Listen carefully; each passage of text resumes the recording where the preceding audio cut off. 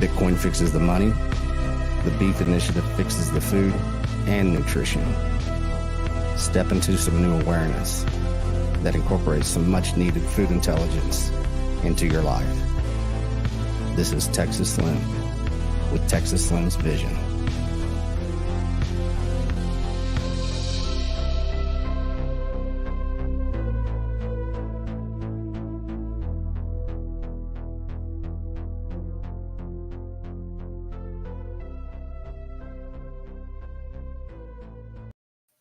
Hey guys, Texas Slim here, Texas Slim's Vision. It is Saturday. I think it's the 28th of May, something like that. I'm not for sure. 26th, 28th. I don't know. I just got off the road. I was on the road for 8 days, went down to Central Texas and started to, really kind of facilitate everything that's about to happen. And one thing I wanted to do, and as I was on the road, I reached out to one of our speakers of the Beef Initiative conference that we're having in Crawford, Colorado. And the first person I asked to speak at the conference is Econoalchemist. Hello, we got Econoalchemist today waiting in the studio. So, hey, Econo, how's it going, man?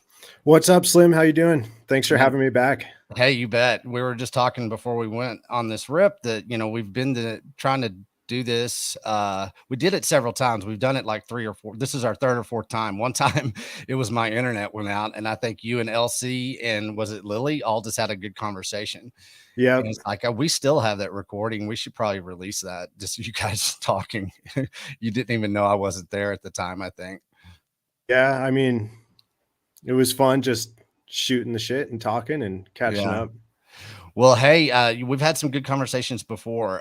One thing that you and I have spoken about, at a conference, you kind of put it together. You kind of piecemeal, the message and the signal, and, want them to be educational. You want them to be kind of something that can be a call to action too.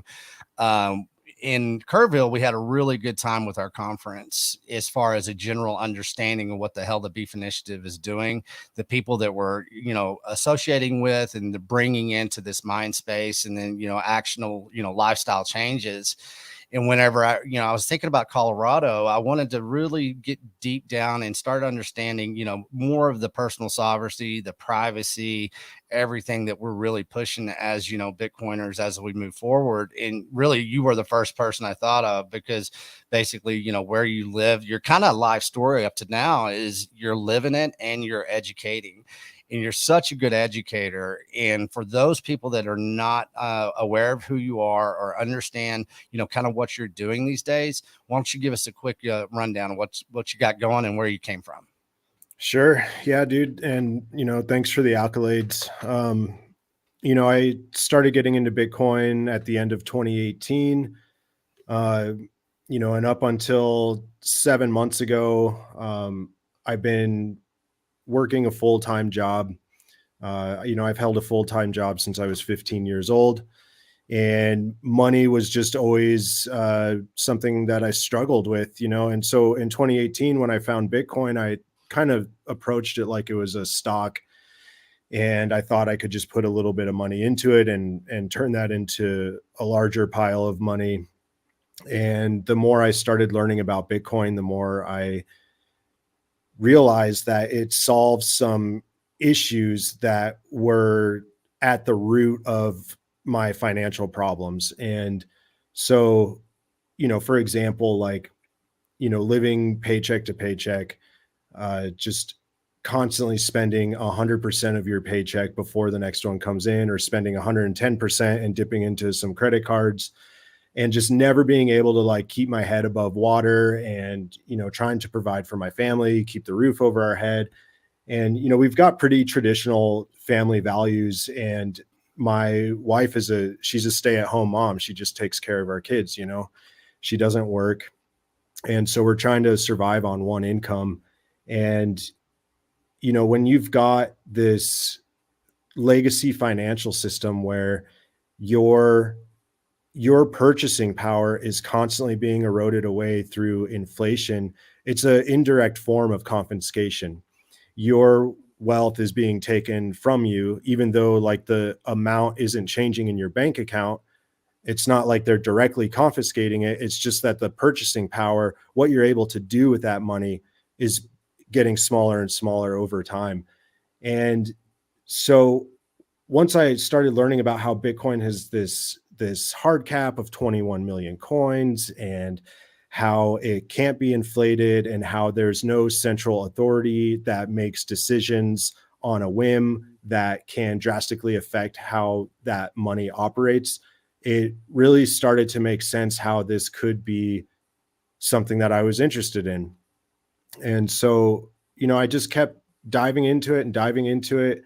And then, over the last couple of years with like the COVID pandemic, I was in the railroad industry, and it was looking like they were going to mandate vaccines. And I'm not going to take a vaccine. I'll take a bullet to the head before I take a vaccine.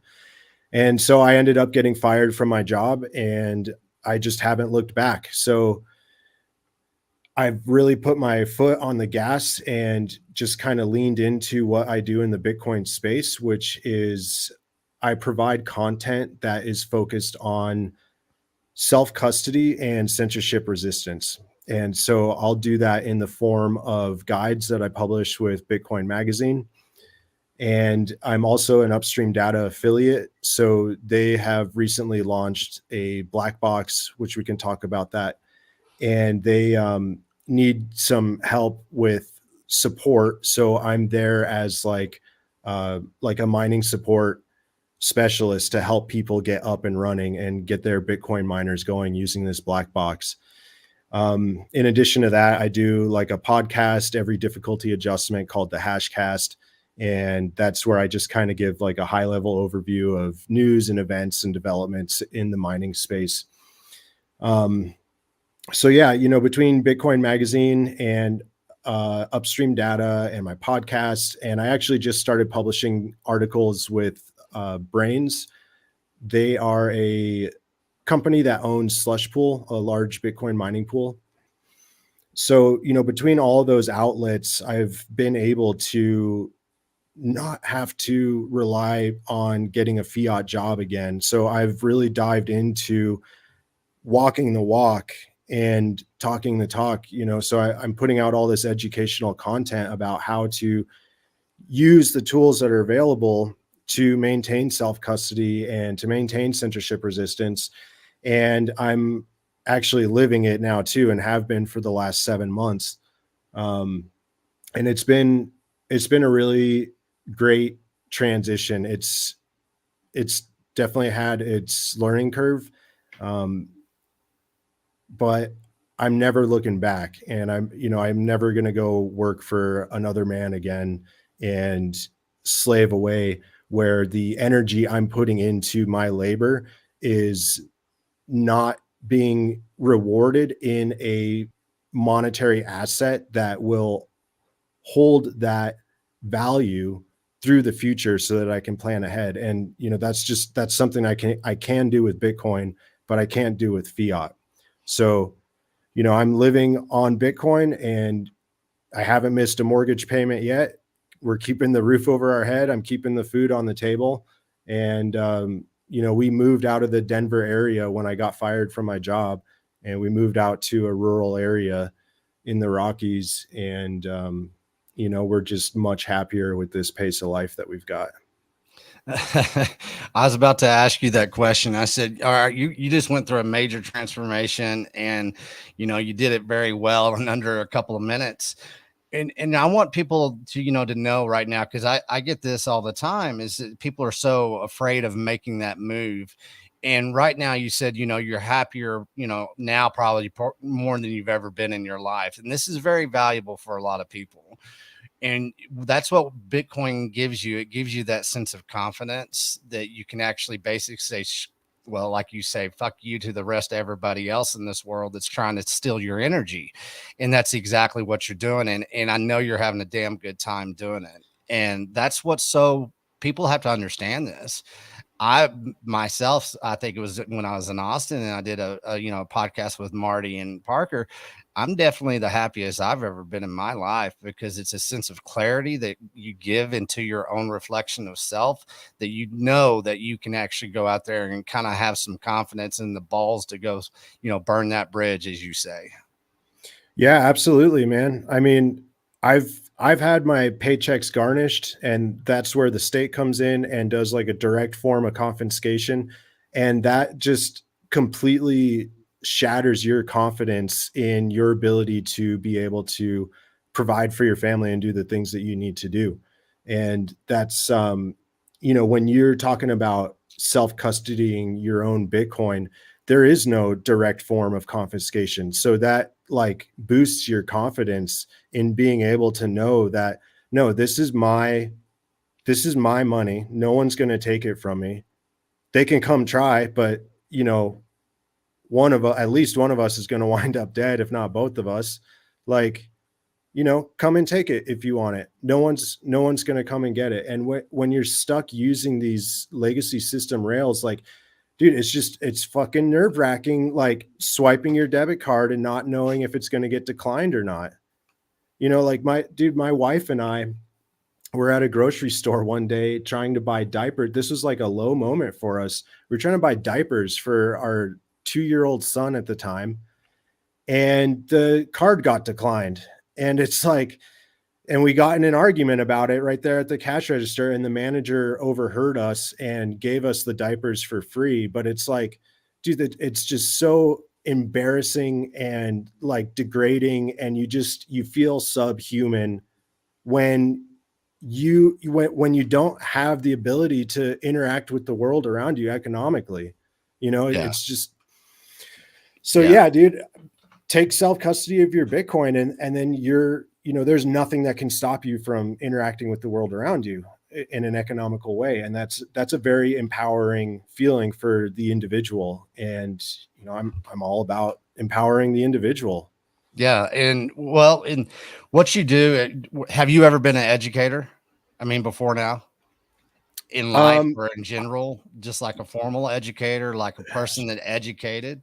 Short answer is yes. I have played that role. I mean, not like I'm not like a licensed teacher or anything like that, but like Sure. throughout my career, yeah,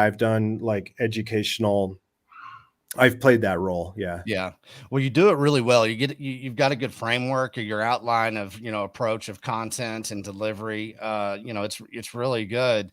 And, going into these conferences, what we want them to be is a touch point of being able to get your foot in the door of understanding, and then, create that roadmap for people to follow up with you on.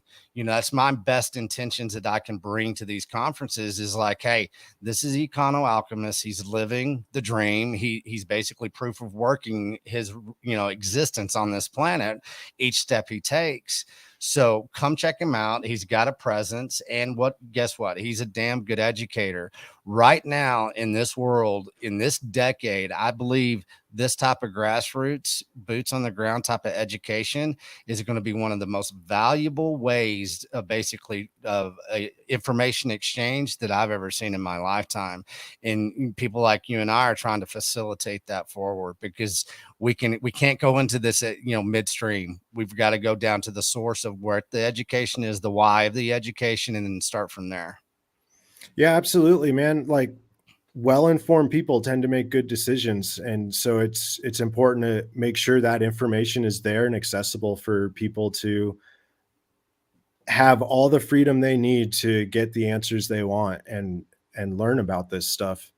So yeah, I try to make my guides like very, very detailed, very step by step, so that the reader, it may be too much information for them, but at least if they need it, it's there and they can find it if they need to. And my style may not work for everybody, and there's a bunch of other great educators out there like Bitcoin Q&A, Ben from BTC Sessions, uh, like these. Dude, there's something out there for everybody, and there's plenty of different like teaching styles that people can find the right Bitcoiner to learn from. Yeah, there is, and you bring up Q&A, and with what I'm doing with the beef initiative, I'm really targeting and focusing on the American rancher and animal producer right now, and we just launched our educational series yesterday, and it's with Q&A and then Markets by Lily with Foundation. And, this is going to be something that directly speaks to the rancher, but Bitcoin is for everybody. We know that, but we're starting with the why of Bitcoin. And then we're going to take it from there. The source of the seed of the why of why do you need this? And I think that's not understood by a lot of people. And so we start with the history of money, right? And then we kind of work it up from there. With that educational series, it's going to evolve into different sections. I have basically on the books right now, the one that we'll probably go into is mining. So why don't we talk about mining? Because you're going to be part of the mining education series within the Beef Initiative as we do move forward. So let's kind of give an introduction of how you got into it, how you understand it now, and how you're moving forward with it. Yeah, absolutely, man. Mining has pretty much taken over the majority of my focus recently.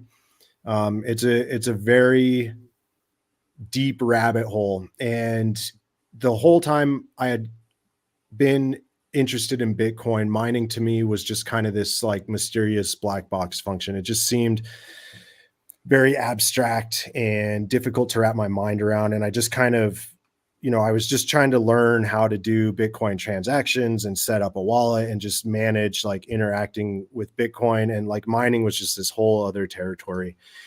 And, at a point, I decided that I was never going to use KYC services again. And we can circle back or even do a whole nother show on the dangers of KYC and the importance of self-custody.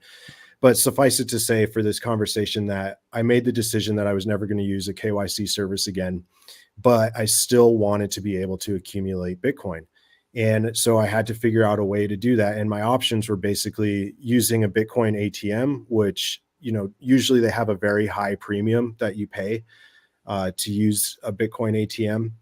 And that's where you like take cash to a like traditional looking ATM machine. You put your cash in, you do like a SMS text verification, and then you put in your Bitcoin address and the Bitcoin ATM will send you Bitcoin. And you don't have to supply your ID card. Usually, Right. kind of depends on jurisdiction. So yeah, that option was just kind of cumbersome. Another option was like using a decentralized exchange like BISC. And, don't get me wrong, BISC is great, but you may be faced with times when there's not a lot of liquidity and you have a tough time finding a trading partner. But BISC is great. You do expose a little bit of information there. So I just kept racking my brain and I came across this article by a dude named Diverter. His handle on Twitter is Diverter_no KYC. He wrote this guide called Mining for the Streets. And in there, he eloquently laid out why mining Bitcoin at home makes sense. And the narratives at that time were that mining Bitcoin is too expensive on a residential electricity rate. You can't compete with the large Bitcoin miners. So your money is just better off being spent at an exchange to buy Bitcoin directly. And dude, he really like shattered these narratives and laid out why it makes sense to do it at home. And so I contacted him and I was like, I've got a little bit of money. I want to try getting a Bitcoin miner to plug it in and accumulate that non KYC Bitcoin. And he's like, yeah, that's exactly what you can do. And here's how you can do it. And he pointed me in the right direction. And so for the next couple months, like I figured out and kind of navigated through this space, just kind of taking one step at a time, feeling my way around. And I ended up getting a miner, plugging it in. And I documented my whole process, my whole experience, everything from procuring it to what I had to do to the electricity infrastructure in my house, what I had to do to vent the heat out of the house, how to connect to a mining pool. And I wrote a guide called called Home Mining for Non-KYC Bitcoin. And then once I published that guide in January of 2021, you started seeing a lot of people like appreciate that. And they started changing that narrative in their mind. Like it kind of like, they were kind of like, oh shit, like this guy just did it. Like the narrative is that you can't do it, but Right. this guy just laid out like step by step exactly how he did it, and now look at what he's doing. And then, not long after that, the China ban happened and all the hash rate got cut off, or half the hash rate fell off the network. And so anyone who was running a miner at that time, like you were making bank, you were doing Yeah. very well mining Bitcoin. Right. So that just kind of like, dude, it just kept building momentum and building steam, and this home mining renaissance has just kind of run away from us. It's like an avalanche. All you can find so much information about all these awesome setups that people are doing. Yeah, I've been in several homes lately of people, in the Bitcoin space. I won't say who they are, but everybody's starting to show off their home miners, and it is a proof of work. It's like what you just went through is kind of a case study that people are saying, "Hey, man, I can do this too." That's always that pivot point, because Yeah, we had that mental block, or we don't have that functional understanding, or there's some intimidation there. A lot of people can talk you out of something. So once we have these case studies, and you're the type of person that'll lead that proof of work, it leads to more information. It leads to more input back into you, to where you can turn that around and turn it and broadcast it out in a kind of really sound communication way. And that's how all of this is kind of playing out. I mean, everything in the Bitcoin space that I see that we're having success with, I have more Bitcoiners now telling me, "Hey, I'm going to earn my Bitcoin." How are you going to earn right, it? I'm going to mine it, or I'm going to create a service, or I'm going to create a product. And people are seeing that, hey, this is how we do this circular economy, to where I'm yep, just not sitting on my ass, thinking the number go up. And we're doing it in a basically a node network type of way, to where I don't mind giving my Bitcoin to somebody else, because I'm going to get that value for value exchange somewhere around this network. And it's functional. And then I'm empowering myself, and I'm growing and I'm growing and I'm growing. Once people kind of understand that, man, it takes a lot of stress off of you. I mean, you have that sense of confidence. And that's what we really need to start people, hopefully people can start understanding, because you can talk about it all day long, but once you've done it, I mean, people tend to listen to you a lot more than you just, putting out there, LARPing some information that's in a 12-month cycle that we see so often. right. Yeah, absolutely. There's you touched on the circular economy, and money is meant to be circulated. And if Bitcoiners don't start using Bitcoin, I don't foresee us getting very far, because we're really still, if you're not using Bitcoin, then you're still using fiat, right? And if you're still Yeah. using fiat, then you're still supporting this legacy system. And it's like, if you believe in Bitcoin and you want it to be the new monetary standard, like start living that way. Like get off of fiat, start using Bitcoin, start earning Bitcoin, like you said. And that's what I did. I started earning it, like producing content. And I take that Bitcoin and I exchange it and use that money to pay my bills. And where I can spend Bitcoin directly, I will do that. Like with we get all of our meat from KNC cattle down in Mm-hmm. Texas through the beef initiative. So anywhere I can spend my Bitcoin directly, I will do that. And it's just like being able to plug a computer in and generate money with that, and dollar cost average through your electricity bill is just a great revenue stream to have. And there's a lot that goes into it, but at a high level, it really is that simple. Mm-hmm. And then, yeah, you got to use the Bitcoin, like use it. Yeah. It's great to have a savings account. Don't get me wrong. Like you should save in Bitcoin, and, I do, but I also earn in Bitcoin, and I also spend all the Bitcoin that I'm earning to, get the value that I need for the lifestyle that I want. We keep this roof over our head. We get awesome grass-fed beef. We've got a little bit of land. I'm like, got plenty of space to play with the kids and just live the kind of life that we want to live. And And we're doing it on a Bitcoin standard, and it's a very empowering experience to be going through. Yeah, it's very um it's very promising. You know, when I came into, it's very intimidating whenever you get into the Bitcoin space. There's so much to learn. You don't know where to start, everything.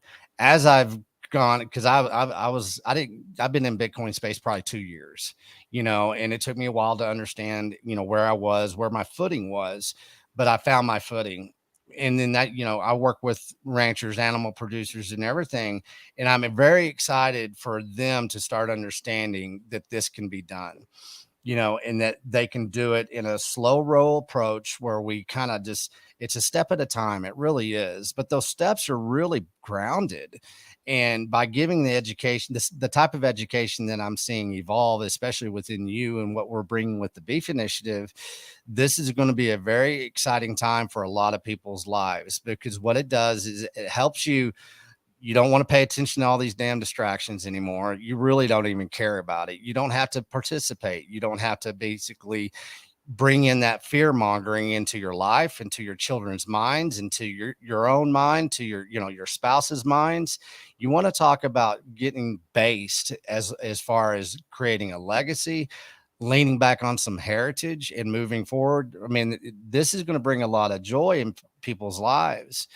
And what I see in ranching and farming and everything, you know, I went on harvest last year in the summer. It was in, I can't remember, it was about this time, a little bit later, but all the places that I see across this nation and this world, I've been around the world a couple of times. What all I see is opportunity.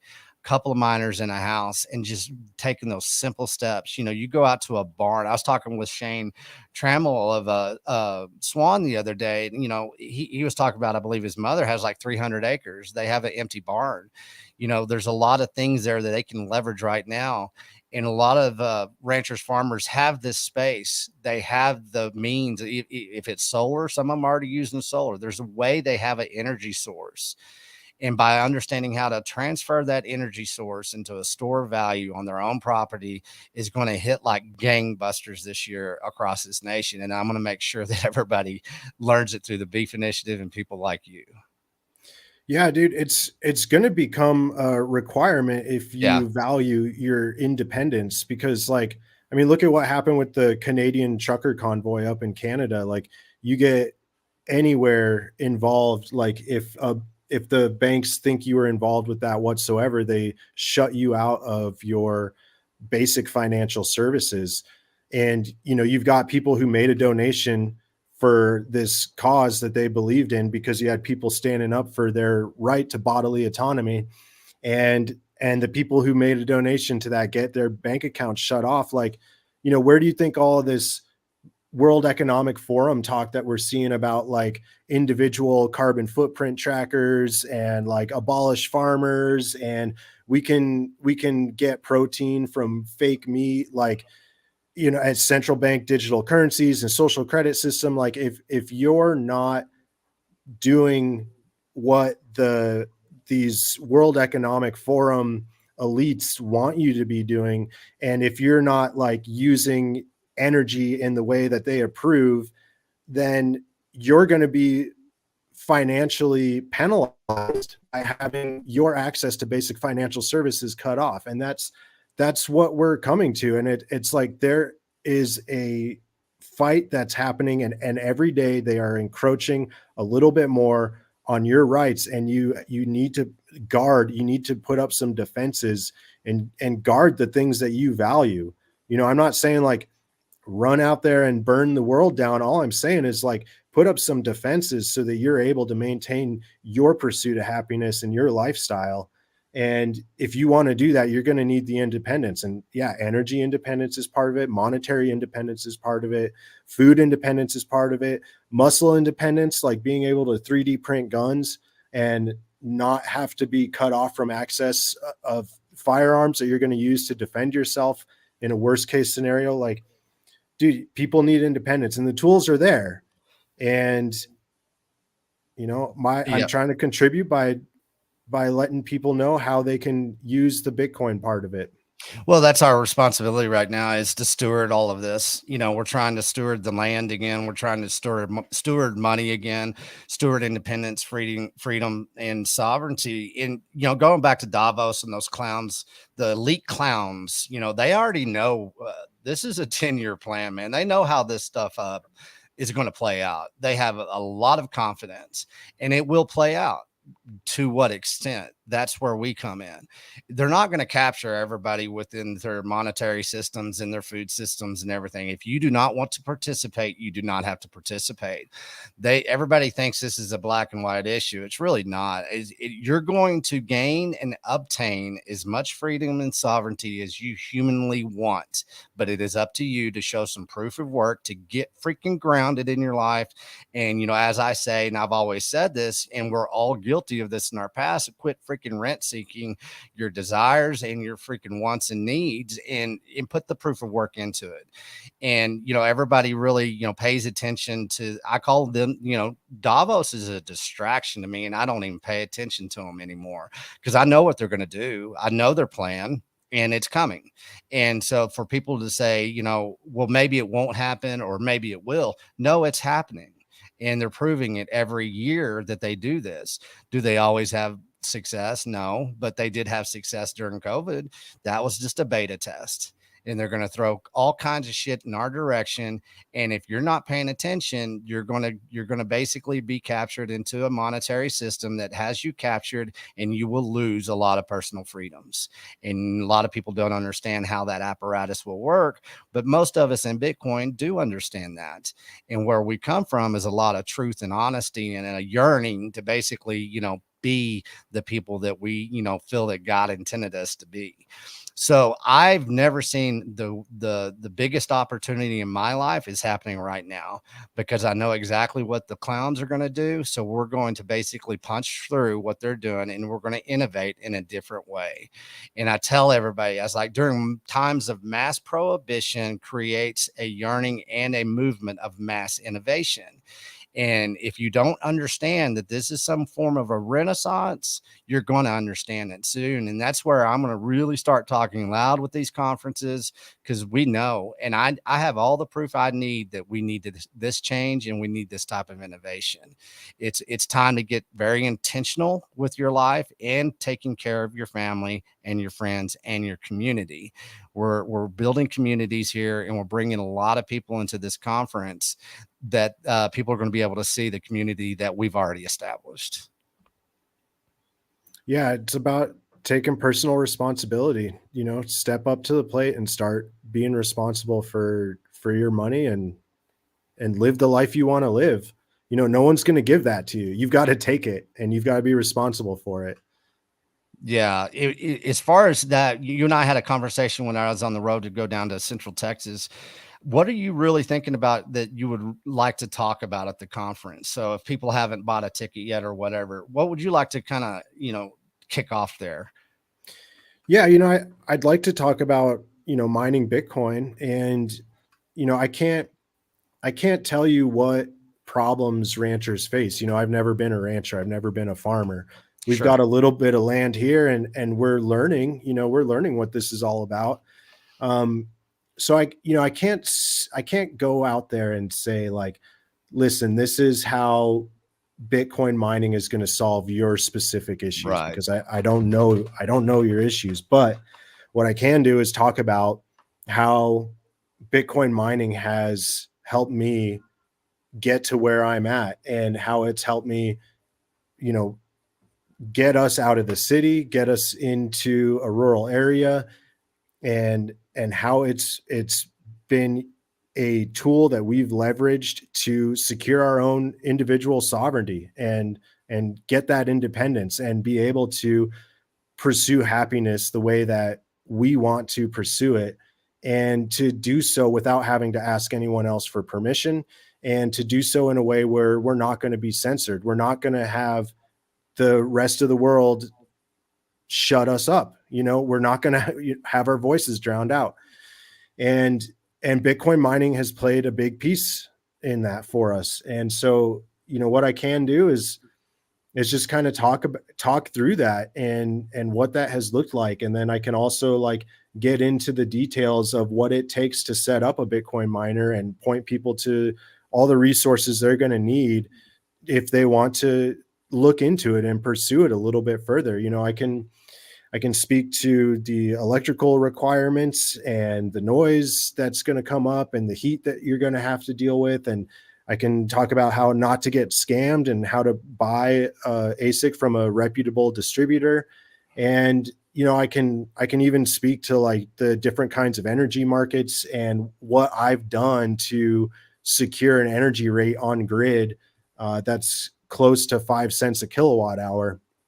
And I can teach people what these tools are and how it works and how they can do it too if they want to, and what they want to do with that, and that's totally up to them, and they have to determine, like, does this solve a problem for me? Is this something that's going to improve my way of life? Is this something that's going to help me empower myself as an individual to guard the kinds of values and the lifestyle that I want to live? And I think if most people really drill down and look into it, they're going to find that yeah, this does make sense for them. And it does make sense to have this tool in your toolbox to be able to use to dollar cost average into this non KYC Bitcoin that you can then use however you want, whenever you want, without having to ask anyone for permission. Yeah, and one thing I've always been saying from the beginning, as far as how I'm bringing all this communication together between different demographics of people, different skill sets, different understandings, different lifestyles, is I always told everybody, Bitcoiners think like ranchers, and ranchers think like Bitcoiners. Kind of where I come from and how I grew up in the ag. My grandparents and everything like that. And at the Kerrville conference, people really did see that. They did see that. I mean, you did. You had Bitcoiners, orange pilling ranchers, and ranchers, ranch pilling Bitcoiners, and it just flowed. I mean, you don't have to worry about not knowing exactly the plight of a rancher. It's there, and basically, whenever you are just free speaking and open sourcing your knowledge, they pick up on where they need to pick up. They don't have to figure it. This is not an institutional academic approach here. It's all everything. We all suffer, and we all kind of have the same little touch points. And how it is how you frame it individually. And then, because every rancher is different, from, old school ranching to regenerative farming and ranching to, semi factory farming. In different ways you have to feed your cattle. It's just across the board. So we can't generalize. What we do is just approach with that open source understanding that this is going to help you out. And I think that's going to be the most valuable kind of a clarity that we get from the Colorado conference, is that more and more people are understanding what we're talking about, and that roadmap is there. And as far as, talk about being motivated to make some changes, what better place to do it in Colorado in the middle of the summer? So, it's going to be a 3-day conference, and you're bringing your family. And so how are you going to approach this conference as far as bringing your family? Yeah, I mean, if anyone's seen me at other conferences, I usually travel with my family. We were all in Miami together. Back in December, we were all out in Nashville for a Bitcoin meetup. So I'm trying to give my kids that, like, experience and, like, just getting them immersed in everything that is Bitcoin and what we've got going on. So yeah, it's gonna be like a camping trip for us too. We're gonna be at the campsite. So we're gonna try and have some fun, and I'm gonna try and stay focused on what I need to do. And as soon as I get through my presentation, I can kind of relax a little bit and enjoy myself. But yeah, we're gonna do what we always do, which is just go have fun and try and teach the kids some valuable life lessons along the way. Yeah, that's what this is. It's a balance, and I tell everybody, and hopefully the people are starting to catch on. I said, man, the beef initiative, it's nothing more than an international lifestyle that you're going to get into at some point in time, because I think people have kind of forgotten how to have fun. Let's make these things family vacations or individual vacations. It really doesn't matter. My boy just graduated high school, and that's going to be his trip is that, we're coming to Colorado. I'm going to show up early and do some fly fishing. I'm going to go help Jason set up the ranch, everything that we've got going on. It's just a freaking lifestyle, people. And it's empowering, and you don't have to worry about anything else. There are no cruise lines in the beef initiative. This is boots on the ground type of entertainment. I did a podcast with Jessica and Katie the other day, and when I was down in Austin, and we were talking, I was like, man, we got to bring some fun here. And Katie's like, can we do karaoke? I was like, hell yeah, let's do karaoke. I think it was somebody, it might have been Jessica or Carr, said, man, we can do yoga with goats too. And I said, well, okay. Because I have those goat yoga thing. I've never seen that, so we'll have to look into it. But what I'm trying to say is this conference is going to be fun. It's not going to be dry. We're going to get some Right. based education. We're going to have tours where you can go out to a vineyard. You got orchards you can go to. I mean, you've got people on that ground in the Norfolk Valley there outside of Crawford. You got people that are raising lamb. You got the regular fowl farmer. People are doing hogs. I mean, we're all going to get to all go see this, and we're going to have the conference speakers, but we're also going to have off times where people can go do their own thing, and we can all collectively bring that information back, and have a dinner on Saturday night, and then Sunday it's going to be really good, saying this is how you get started. And once you leave this conference, man, you're going to know how to get into this. It's not going to be intimidating, and all you got to do is put in the work. And so I just want everybody to know that about the conference. And that's how I want these conferences to change. They should be kind of a destination, and it shouldn't just be a couple hours of speaking. I just don't think we need to do that anymore, especially in the beef initiative. It has to show what the lifestyle is and how it can change. And, that's why I'm asking the speakers to come.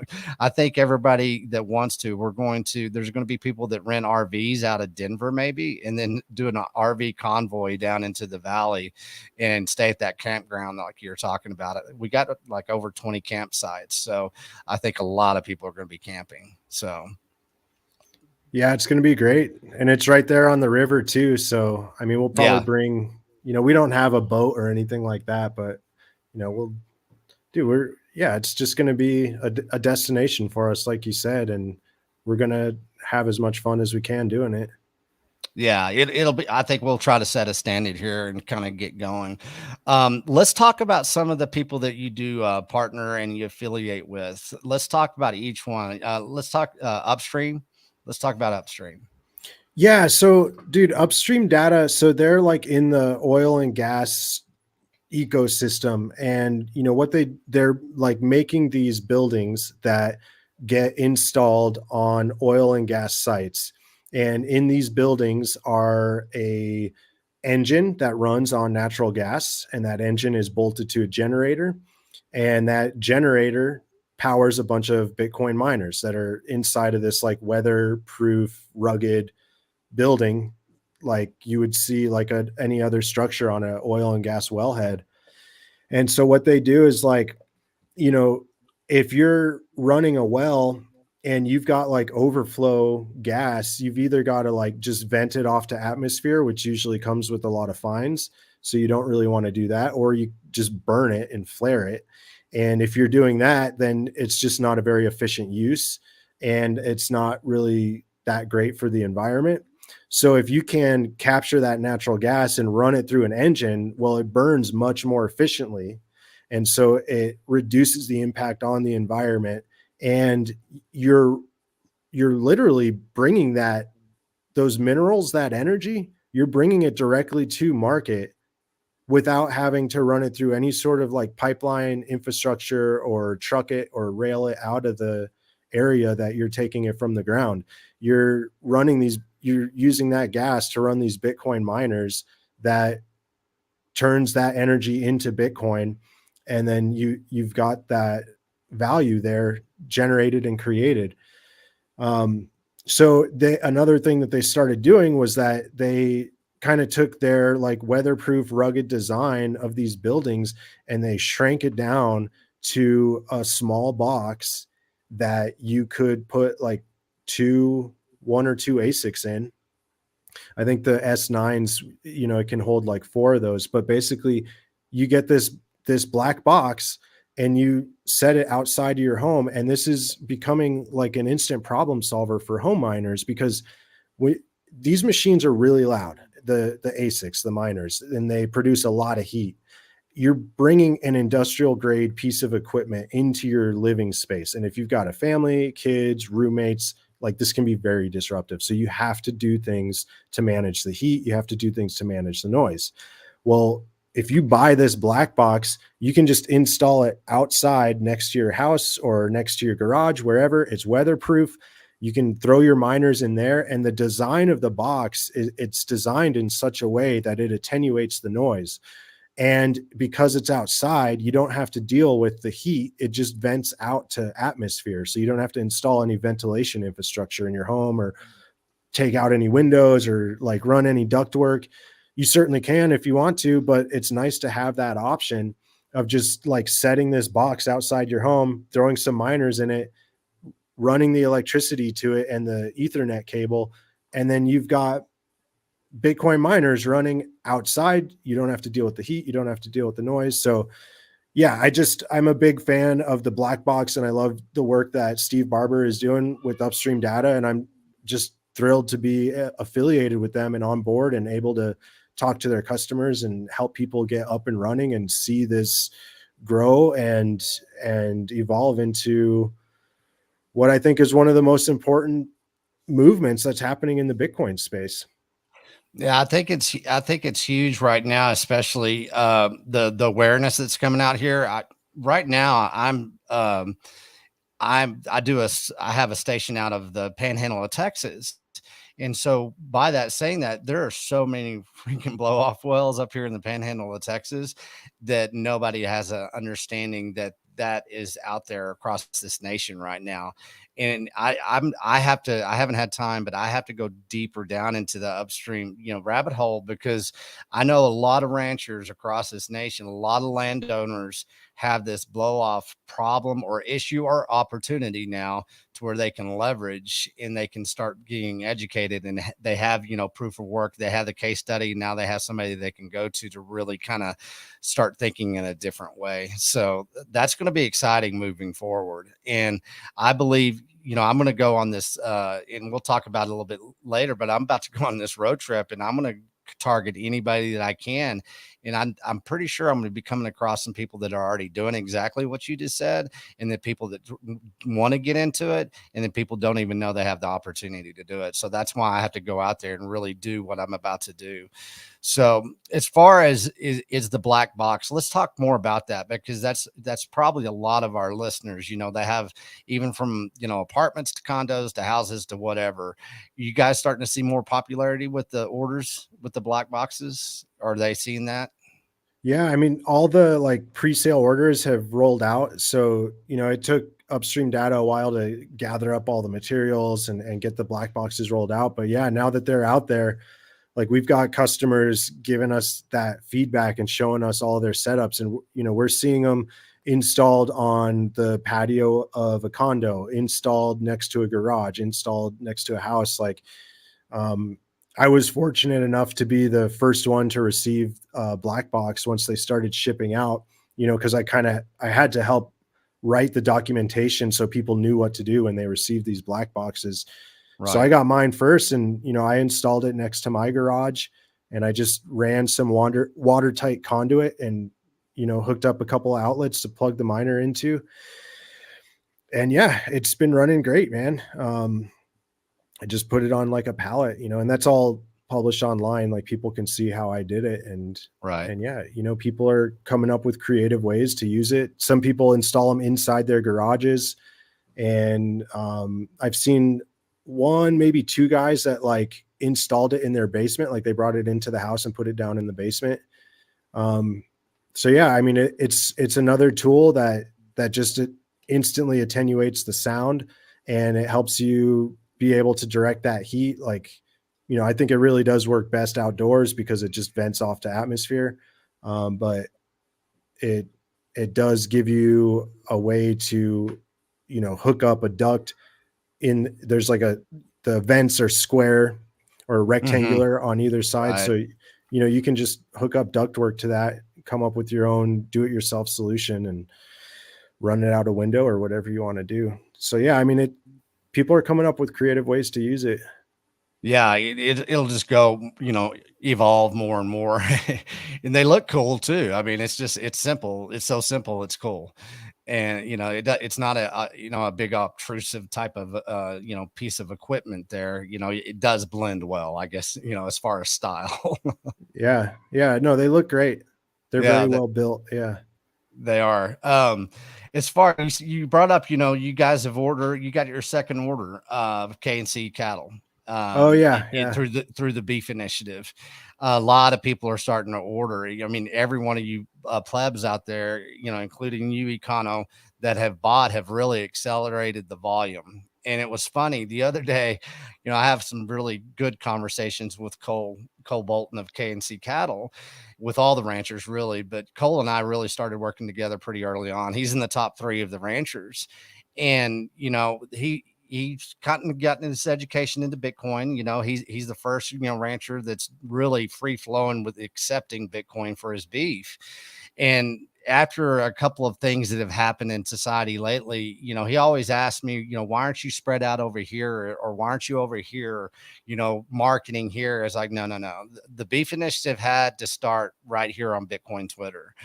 And the other day he came back to me and goes, I know exactly. He goes, that was ingenious for you to target the Bitcoin community for this.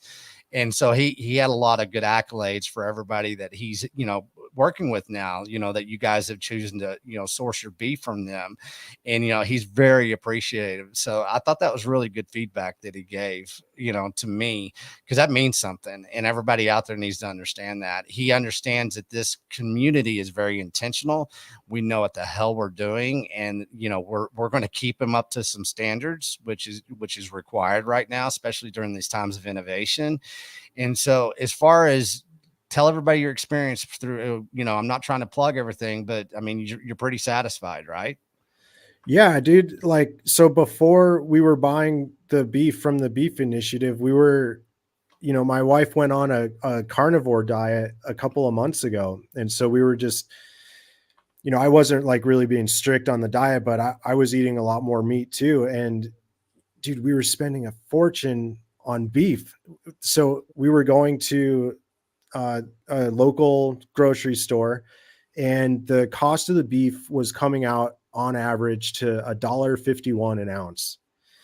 And like, I had like talked to you, I was familiar with the beef initiative, but like for some reason it just, the months just kept going by and I just didn't take any action for some reason. And then one day I'm like, dude, I'm gonna look into this beef box. And so I went online and I looked at it, and I'm like, holy shit, like 18 pounds. And I started doing the math, and I'm like, that comes out to 50 cents an ounce with shipping.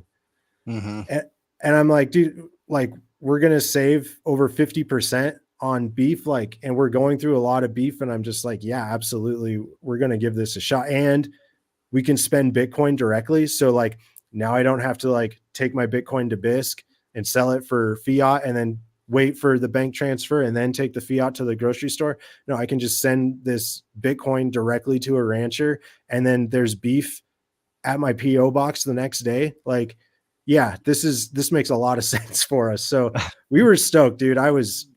Yeah, and I'm not trying to like talk it, like I'm not getting paid to say this. No.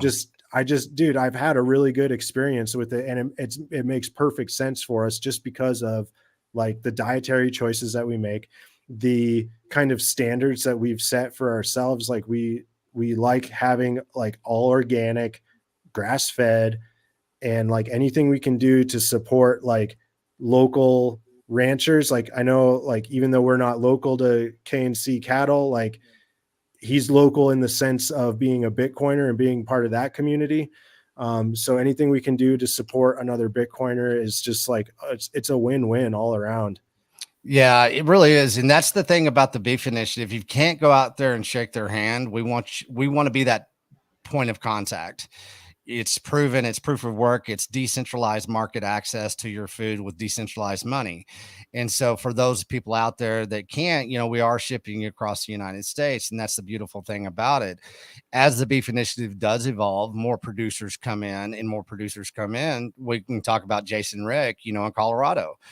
Jason has a different business model than Cole does, but guess what? Jason is now sold out because he got into the Bitcoin space within the beef initiative.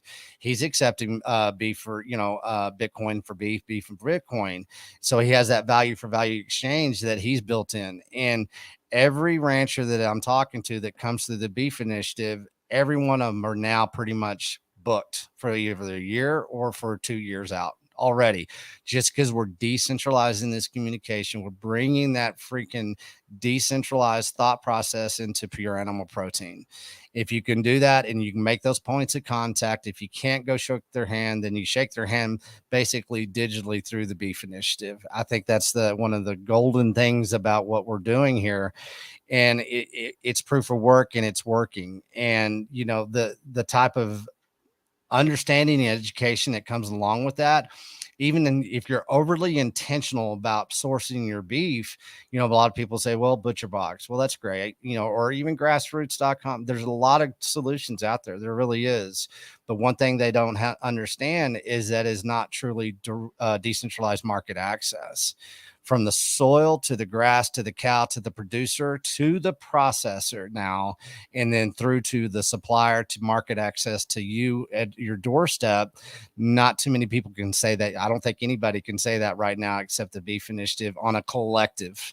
Individual ranchers across the United States can say that because they've been doing it for a long time. And that's the awareness that I'm bringing, that all of this is possible all across the United States. And we as Bitcoiners have to start doing exactly what you did. And you kind of sit on it. It's a change of behavior, it's a change of perspective. But once you've done it, you're not going back. You'll never eat beef again from the supermarket. I guarantee you won't. Yeah, no, absolutely not. And as we've like kind of been incorporating into this rural community, like, we've got 24 chickens. So we raise all of our own eggs, and we feed our chickens like all organic pellets and all that, and the like mealworms. And so yeah, we're like getting our own eggs, and then we like met a dairy farmer like down the road from us. So for $25 a month, we're getting a gallon of milk every week, of raw organic grass-fed milk. And it's coming from like right down the street. And so that's been an awesome experience. And so now when we go to the grocery store, it's like, don't need eggs, don't need milk, don't need meat. So, and it's just like, it just feels good to be doing things yourself, doing things locally. And, if it's not local, it just feels good to be doing it with the Bitcoiner and like helping create that circular economy that Bitcoin really needs. Yeah, it is. And, I talked about earlier, one thing that I want everybody to have hope on and to look forward to. Let's do that non-KYC podcast.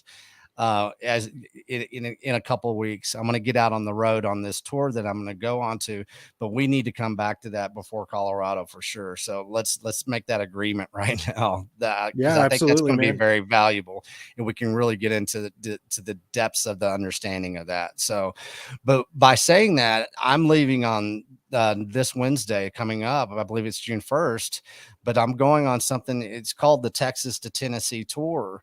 And when I first started the beef initiative, I think it was on one of the very first podcasts, I said, this next coming summer, I'm going to go out and I'm going to hit the road across the United States of America. And I'm going to go shake these freaking ranchers' hands and let them know that, hey, there's something here that you need to learn about, to look into, and to be a part of. And, by doing that, I'm going to video log it. I'm going to bring this crap to everybody's faces every day. And it's all going to be pointing at Colorado, to Jason Rick of Rick Ranches, his apparatus that he's got going there. And by doing that and hitting the road, and this is going to be a high level form of education, and I want everybody to participate in this. This is I'm going to have kind of a crowdsourcing type of fund. I'm building out a lightning node with voltage. I'm using Zaprite. I'm bringing these other sponsors into this kind of business model that's going to be a value for value exchange with proof of work, with content, with education. And one thing that I'm going to really start letting everybody know, that I've created an endowment trust fund in the Beef Initiative with a full Bitcoin. And what that is going to be, it's going to be a scholarship fund, and it's going to be named, and it's going to be supported by every rancher that comes into the Beef Initiative. So in Colorado, we'll be announcing that first scholarship and how we're going to approach it. And what I'm thinking right now is it'll be educational, of course. It's not going to be anything like an institutional academic scholarship. This is going to be a Beef Initiative, Bitcoin based endowment trust fund that people can start educating, and they can start signing up for and start, going towards. You'll be able to go from ranch to ranch over a year period and learn all of this lifestyle, the regenerative practices, and everything that the Beef Initiative is about as far as education. And so what we're going to do is we're going to be part of the solution, and then we're going to advance the solution. So on that tour, I'm going to be finding out a lot. I mean, I'm going to be turning people on to you everywhere I go. This is how we do it. This is how we build this community. And I'm going to shake people's hands. I'm going to go to Bitcoin meetups, and I'm going to go and I'm going to try to do ranch meetups. And by doing that, this is how we build that circular economy. This is how it gets done.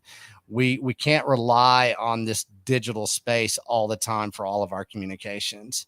And so I'm going to announce this tour on Wednesday. I'm going to have a website. I'm going to do a podcast for it, and I'm going to let everybody know that this is something that everybody needs to be a part of. It's time to educate and innovate through all this distraction that we're going through.